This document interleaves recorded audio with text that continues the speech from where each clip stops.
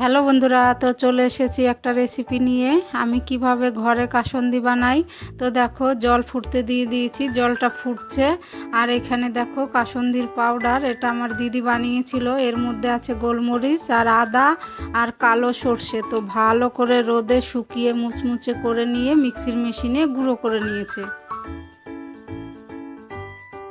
তো ডিসেম্বরে গিয়েছিলাম, তখন দিদি আমাকে করে দিয়েছে, তো সেটা দিয়েই আমি বানাবো। তো দেখো, 2 চামচ কাসুন্দির গুঁড়ো নিলাম, আর লবণ আর একটু হলুদ নিলাম পরিমাণ মতো। তো এখন ওই গরম জলটা দিয়ে পরিমাণ মতো দেব, যাতে খুব পাতলাও না হয় আর খুব ঘনও না হয়। তো বন্ধুরা, অনবরত এটা চামচ দিয়ে নাড়তে হবে। তো তুমি যত নাড়বে তত এটা আস্তে আস্তে আর কি গুঁড়ো, তো ওটা আস্তে আস্তে ফুটবে আর কি ওই গরম জলে। তো দেখো এই পরিমাণ হয়েছে, খুব পাতলাও না খুব ঘনও না।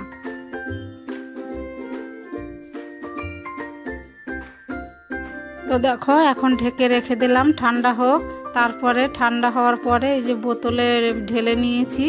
তো বন্ধুরা, আমি একটু খেয়ে দেখেছিলাম, প্রচুর আর কি ঝাঁজ হয়েছিল। তো দেখো বন্ধুরা, আমার ঘরে বানানো কাসুন্দি রেডি হয়ে গেল।